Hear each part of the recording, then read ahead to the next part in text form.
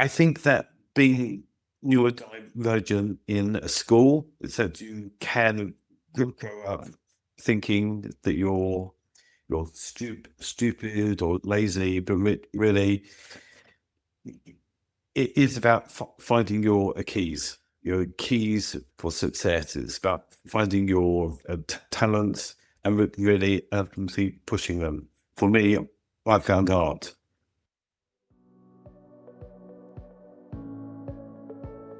Welcome to the Focus and Chill podcast, where we discuss unconventional productivity tactics designed for neurospicy people. I interview neurodivergent guests who figured out secrets for getting a ton of amazing work done without burning out. I'm your host, Jeremy Nagel. I'm an ADHD software developer turned startup founder and PhD candidate. I built FocusBear to help with my own productivity and burnout challenges. Welcome to episode number 125 of the Focus and Chill podcast. I'm thrilled to be joined today by Dr. Neil Alexander-Passe. Dr. Neil Alexander-Passe experiences dyslexia himself and has, over the last 20 years, specialized in the emotional experience of having a learning difference called lived experience. He's published 18 books in English and Italian and 13 peer-reviewed papers in the field of dyslexia and neurodiversity, looking at correlations with mental health, success, crime, creativity, parenting, and marriage. He gained his PhD in 2018, investigating dyslexia, traumatic schooling, and post-school success. He uses the bi-ability theoretical model for dyslexia and individual disabilities, and the use of a post-traumatic growth concept to understand how many individuals with dyslexia and invisible disabilities can be successful despite or because they experienced traumatic schooling as children. He is an expert in dyslexia and mental health, looking at the lived experience resulting in trauma, as well as what makes a successful dyslexic, having a dyslexic partner, and being a dyslexic parent. And the other thing I'll add in is he's been working on a new book about neurodivergent entrepreneurs, and it was great to be able to share my experience with that, and I'm excited to see it come out. So thanks for putting that together, and thanks for being a guest on the podcast. Sure. Yeah, keen to ask about your experience, especially as a younger person going through that experience of being diagnosed with dyslexia and the traumatic schooling that went along with it. So I was diagnosed at 12 years old. My mother thought I was when I was about 9 or 10 years old, but my head teacher in the UK thought I wasn't dyslexic.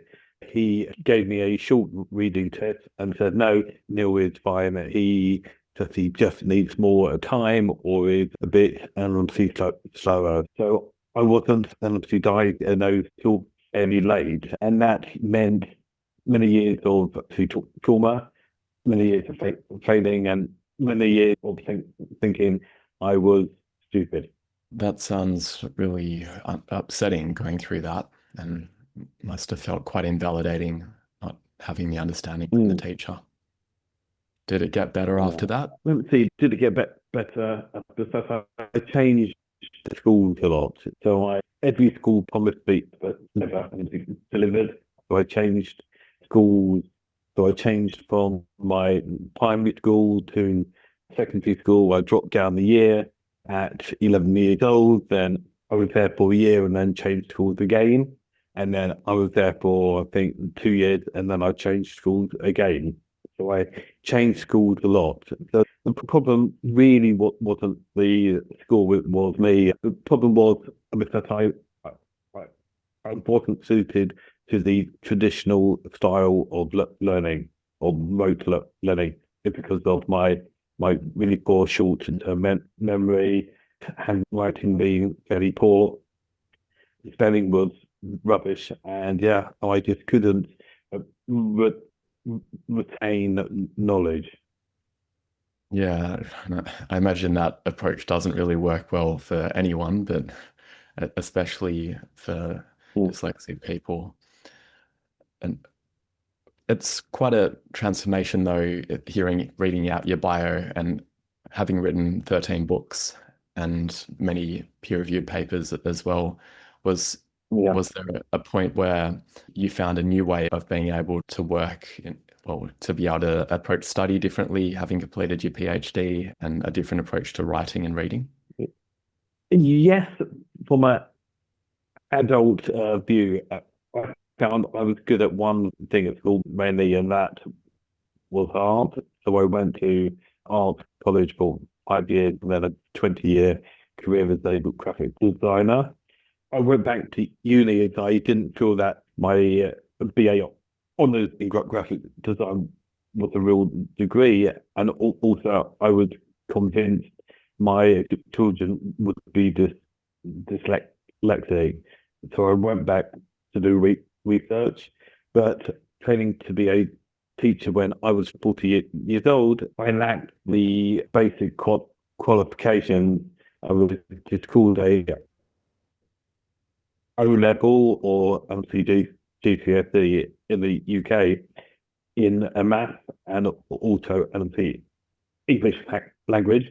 So I went back to an evening college and found as an adult in a further ed sort of learning where there wasn't so much pressure, I was able to find a much more usable way of learning. So in math, I was using a fruit for algebra. That worked really well, but also having the time to really find my own solutions. But also, I was then able to be tested. I was given a laptop and spell checker and more time, and therefore, with those things, barriers dropped, and therefore grades rose. That's great. How did the fruit approach work for algebra? Is it replacing X and Y with apples and oranges? Yeah, so a plus b equals what? Well, a apple and a banana just cannot go just go together. So therefore, a plus b is ab. Hmm. So you can't just join with empty terms. But yeah, it's in a similar way, really. They're nice. Sounds like a really good mental model for approaching it. I did a carpentry course and Yeah.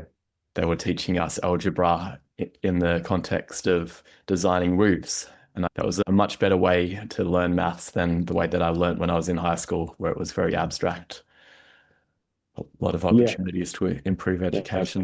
Plus in the old days. I mean, I'm 57, and in the old days, you would spend a long time drawing graphs and curves. And now with the modern calculators, you put in the folder, you will see the graph drawn. So it's a lot faster and easier. And Shin and Cos back then were the booklets. So there weren't anything calculators. There were like booklets, and you would go through like a 50-page booklet to find what 3.2 is. Nightmare for a person that hates reading and also struggles to find things within large chart data. Yeah. What a lot of really hard struggles that you would have gone through. And does technology mean that a lot of those things are a bit easier now in terms of having spell checker and Grammarly and things like that? Is it better than it used to be overall? Yeah, yeah. I use Grammarly a lot. It's a real lifesaver. I think emails now are quite short and to the point, and you using bullet points. So I use technology a lot to organize, proofread, speak out loud, text the text to speech works really well. So today I was proofreading a conclusion for a new book. And I went to Word and I said, speak it out. Now with it spoke it to me and it allowed me to listen and make sense and to then hear any grammar problems with it. Yeah, I love that tool. I don't really have any signs of dyslexia myself, but I've I found it helpful just in terms of editing things that I've read many times before and reading it visually. Yeah. It's good the first two times maybe, and then after that it just starts to gloss over and I stop being able to see the little mistakes in there. I was helping my wife edit her Yeah. master's thesis and we used that read aloud feature. It was very, very helpful. So Mm. a lot of these changes do. Yeah. I mean, we use family to proofread. So my mother to begin with, then my wife, and now I've got a friend who I meet for a cup of coffee who will read a book for me. My wife said, "Oh my Neil, one more book, really?" And so she won't read it now. Nor will my kids, unless I pay them for that. And coffee isn't enough. So keen to hear now about where you spend your time in terms of your work. Is research and writing books your main occupation at the moment? I've got several and obviously professions. I am a full-time exam access assessor for a further ed college, so students who are 16 to 21 years old. So I test them every day. So I test about 15 and 15 students a week, and that will allow them to get more time or laptop or rest their breaks in their and obviously studies in their exams. So that's my main job. The main job paying the bills, but to the side I write books and I do research and I spend time during my working week writing books and doing research. I'm also a consultant for the Department of Education within the UK, so I consult for them. Great. But I'm on the board of several charities and journals. Nice. It sounds fun. Lots of different projects to work on at any point. Yes, I am being tested now for ADHD, so I believe that could be why I'm able to fit in a lot. And this idea that there is a job for life is completely alien to me. You know, like just having one job for life sounds truly boring.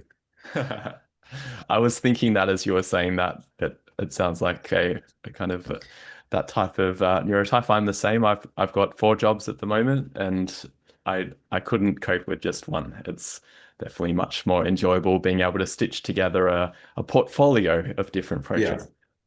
Yeah. Normally, I will write a book a year during the 6-week summer break. But I've got a new book out next month that I wrote last summer. I've just written the book on neurodiversity on entrepreneurship, and that's coming back from the proofreader this week. And I'm finishing off a new book project, began about 4 weeks ago, on dyslexia, art, and school-based trauma. So I'm just on it is without a project, I really get bored. That's impressive. So just to recap, that's 3 books in the space of a couple of months that you're pumping out. Yes. Yeah. Well, I mean, the autism book I wrote last summer, so it's taken time. But yes, 2 books within the summer, and I've got another 4 weeks left of the summer. So I'm hoping I will calm down for the book nearly done and slow down. But I am unsure. Impressive. It makes me think I should get cracking with my book because I've been working on it for a couple of years now, and Gosh. I'm Yes. throwing it out. Yeah. I've written it. I just need to finish editing it. Yeah. I mean, they've said that most PhDs are in lofts, not finished. Yeah. I'm just starting my PhD now. Do you have any tips around finishing PhDs? very good book called How to Get Your PhD, Estelle Morris.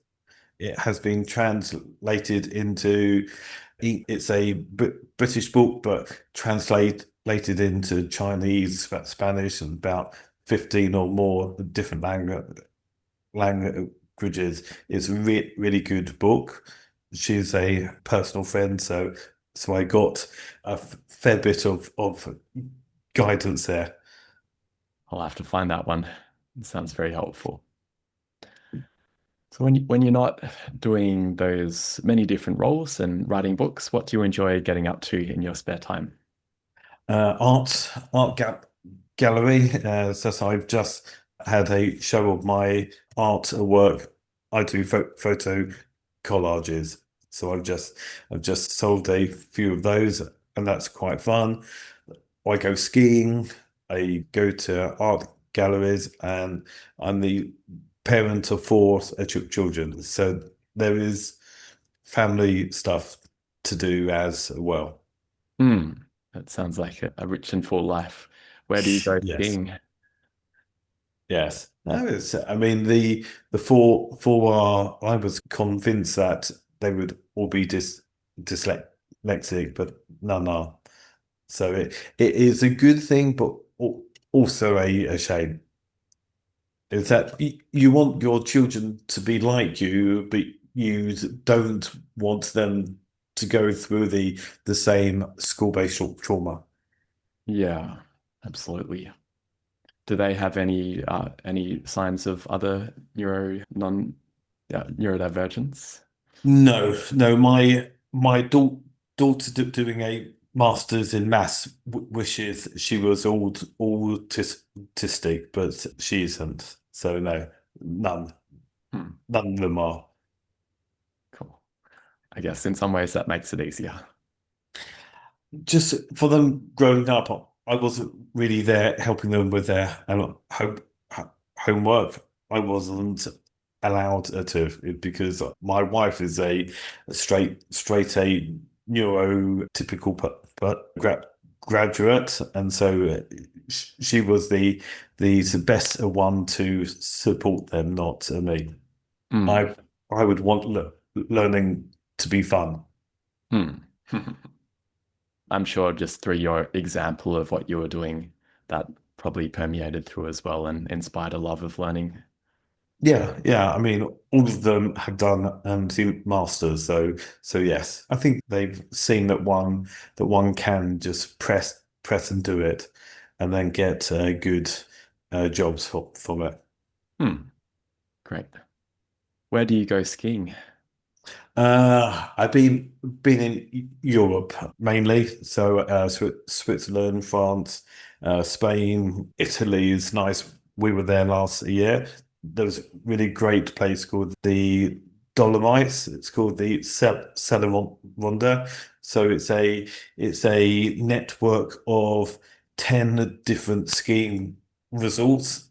So you can either do the clockwise or and a T clockwise, and it's huge. You will just ski for hours without going down to the villages. Amazing. I love skiing and jealous that you've got all of that quite close by. It's a 24-hour plane ride to get to Italy from here. Yes, yeah. But see, the US and Japan are quite good. So I mean, Canada, US has a load there. So yeah, there's a great choice. I'm down in Australia, so we've only got small mountains, and all those places are far away. Japan is close by, that's true. Yeah. I've heard that Japan is really good for the skiing.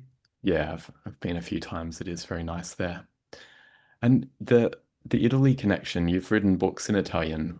How did you learn Italian? Oh, I didn't. Someone read two of my novels and thought it would be really great for the Italian market, so they translated them for me. So no, I wouldn't say that is my skill. And language skill. No. Okay. Well, impressive nonetheless. Yes. Well, now let's talk about productivity tips. I imagine you have quite a lot of tactics in terms of how to manage the different projects and how to go from assessing students to writing books. How do you optimize your productivity when you have days that are probably quite distinct or have different requirements? Yeah, I mean, I will at a work. I've and obviously created a test pack which allows me to streamline things, and so I do the same test pack with really every student, and that works really well. So I place a 10-minute writing task fairly early on, so I create the student's profile then. So it's ready for the end of the testing session that they can check it and then refine it when my colleagues don't. My colleagues will do all the writing post session, and that therefore they take much more time using less measures than me. So this works really well, and it's a really good use of my time because they will just sit there during these tests doing nothing.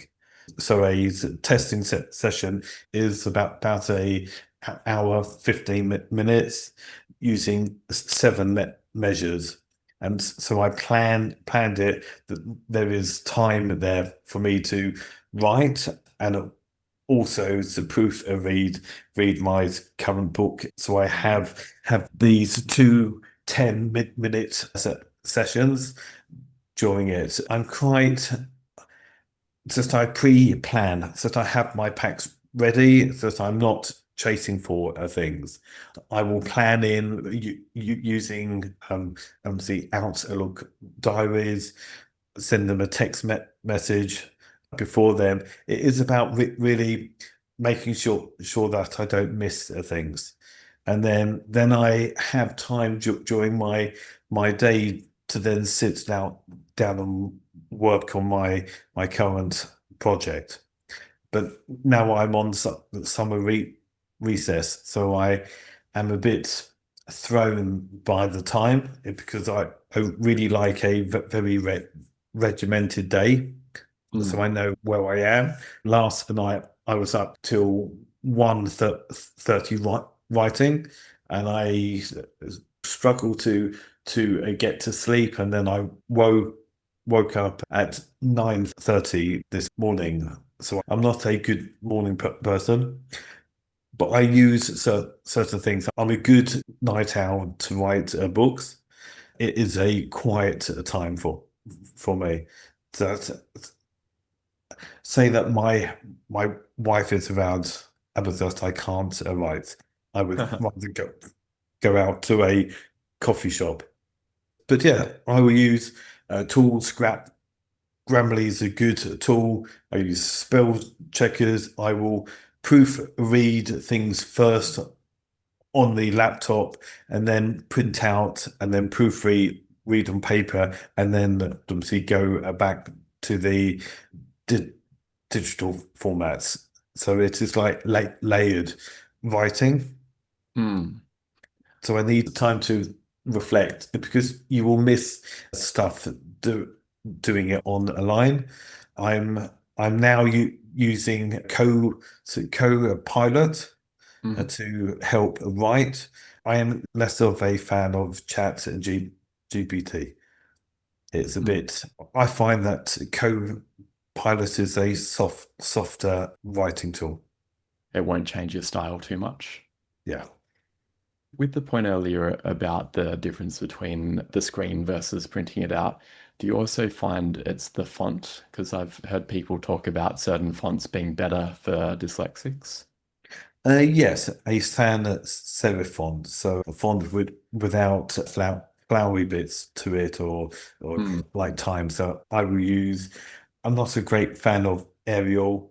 There is a font I use, Calibri. It's quite soft. there are dyslexic fonts around.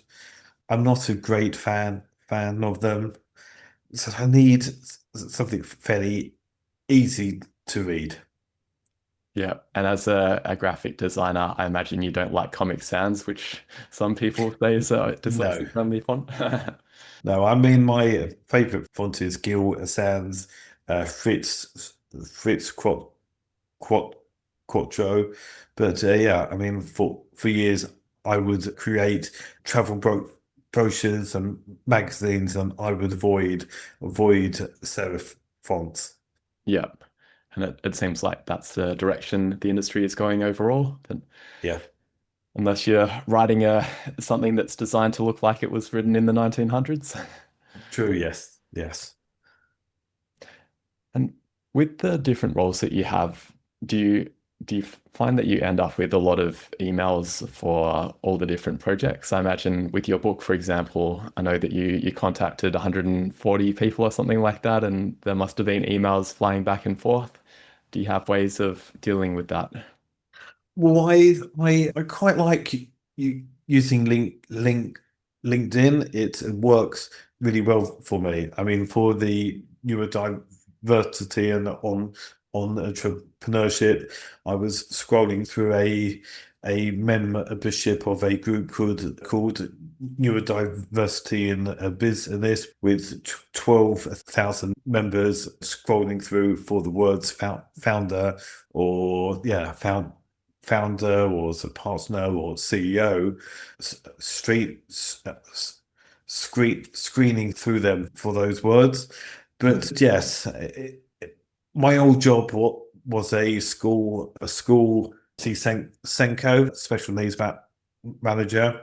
I would hate having too many unread emails. I would spend a lot of time going through them, but I would file them. So I would read them, I would act, and then file. Is that my files were for every child through my desk, really. So I file a lot. I read, I act, I file, and therefore my inbox was fairly low. I was away for 3 weeks due to obviously stress, and I came back and there were 1.5 thousand unread emails, and I went Oh, nuts. And I asked my manager what I should do. He said just put them in a folder and dip into them, say that you've got time. I would never have time. And I said, well, some of them are urgent. And so my boss said, say that they're really urgent, they will chase you. yeah. Yeah. Yeah, but just seeing more than five, it raises my stress levels.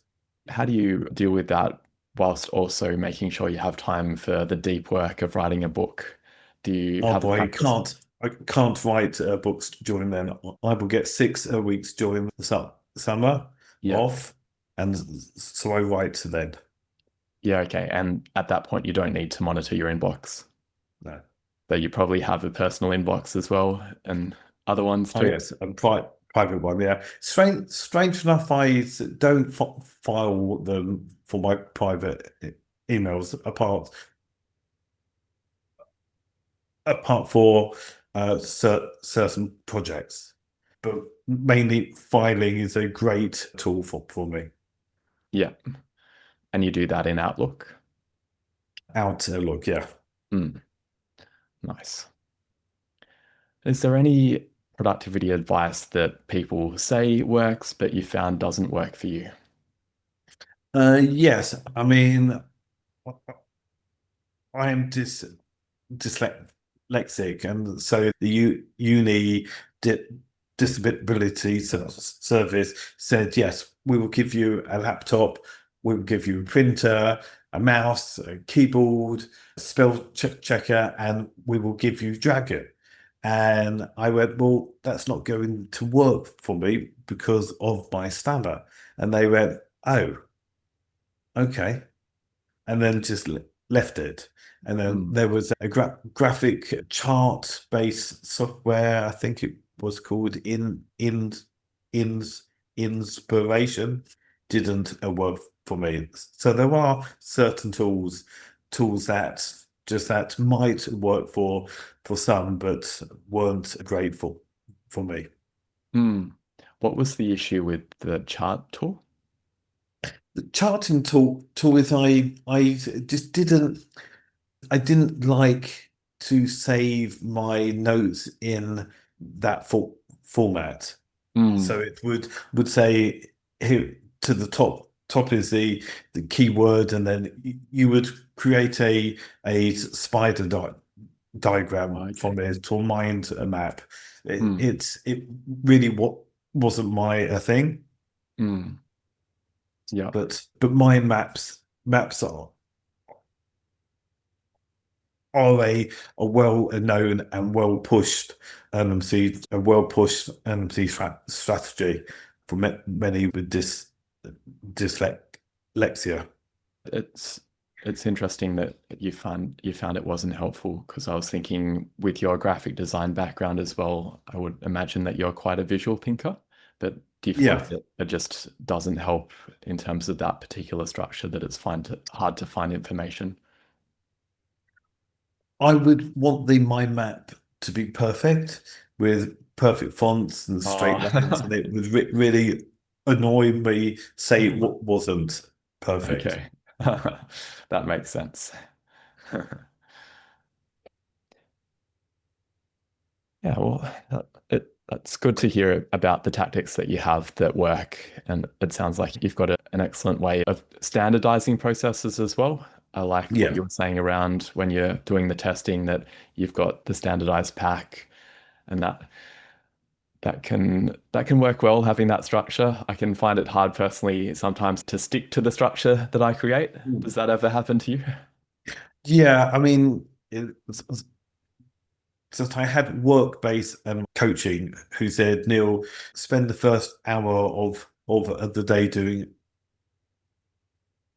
emails, and then move on to project work, and then have a 30 minutes again with the emails, and then move on to project work. And I really struggled to keep to that timing.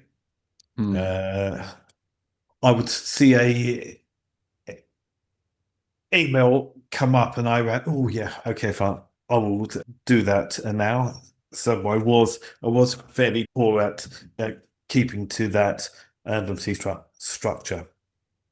And do you think that's fine in terms of being a bit fluid with it, or do you find it's better if you do be a bit more regimented about only checking email at certain times?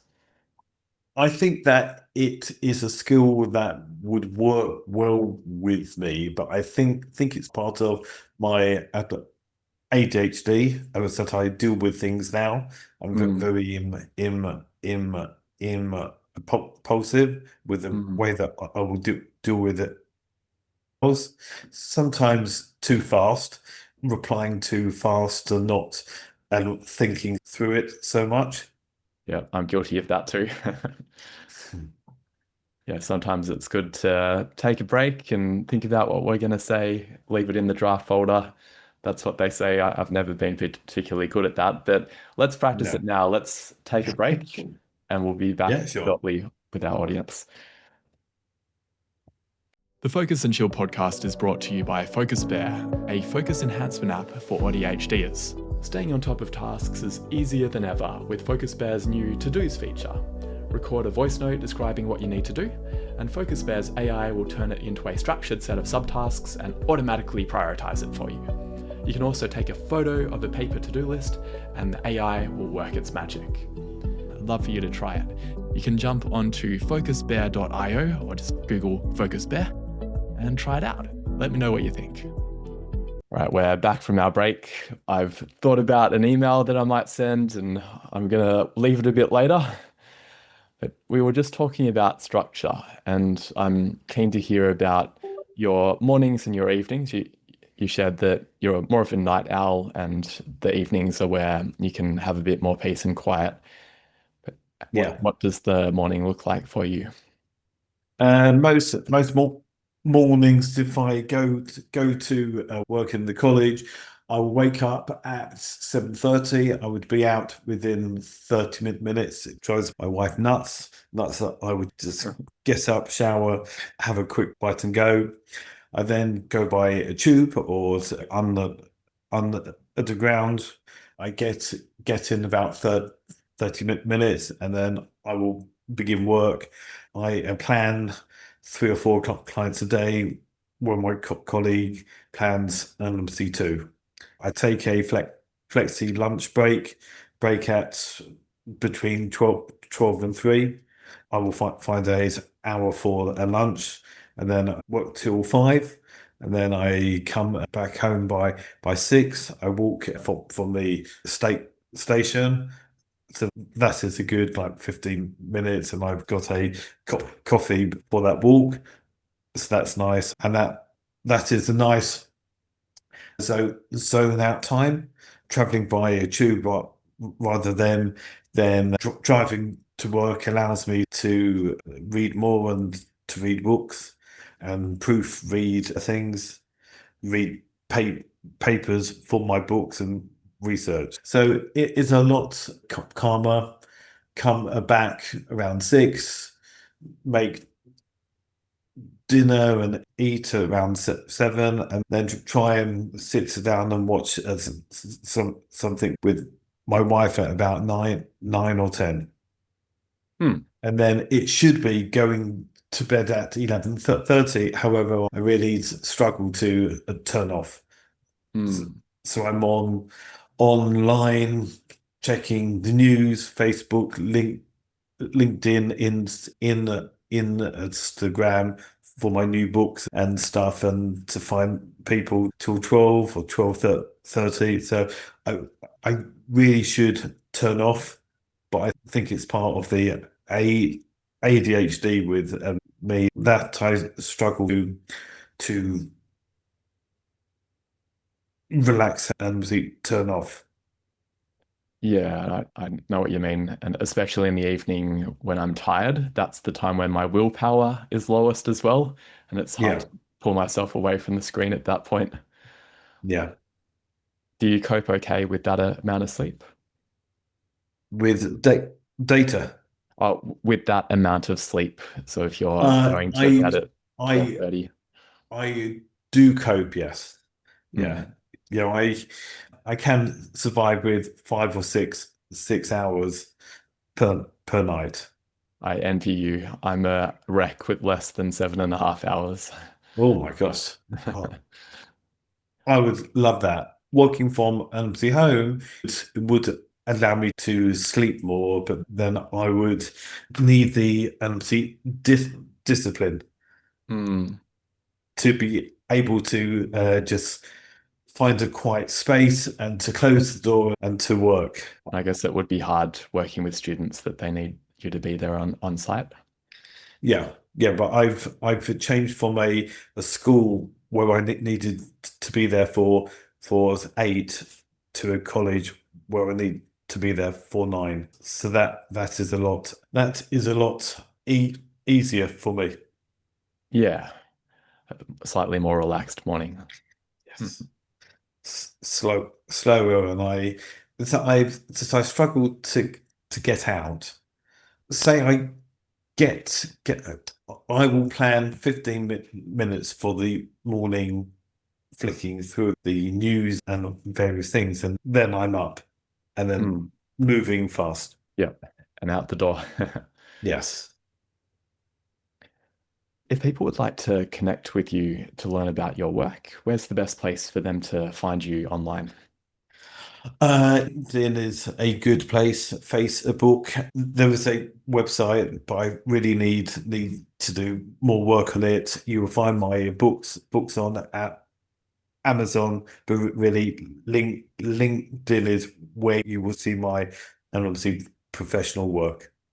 And so I will comment on news and various things about SEN and sharing the research for my books. Nice. We'll include the link to your profile in the show notes as well. Okay, thank you. Do you have any final words or asks for our audience? I think that being neurodivergent in a school is that you can grow up thinking that you're stupid or lazy, but really it is about finding your keys for success. It's about finding your talents and really pushing them. For me, I found art, and art allowed me to create an obviously career. And really, it is about the keys. This is what one of the books, and it's very much about the keys for success. Okay, you can't see it; it is mirrored, but it really is about finding your keys for a success. It's about believing in yourself, and really for your own kids, try and focus on what they can do. Try and big up their skills. Try and be specific with them. Try and avoid generalized terms like "I'm rubbish at maths," as some parents say, and try and be far more specific. So it isn't "you're rubbish at maths," but I'm quite good at algebra or shape, but I might struggle with sine and cos. So it's about being far more specific. Because if you are specific, it's a theory by Professor Martin Seligman. It is about how you talk to your children, how you talk about praising their effort rather than the achievement. And that's the main key. It really is about school. School isn't everything. There is life beyond school. Absolutely. And that growth mindset is perfect when we're talking to ourselves as well. Yes. Well, thanks so much for coming on the show. We'll wrap Sure. up with that. Okay, thank you.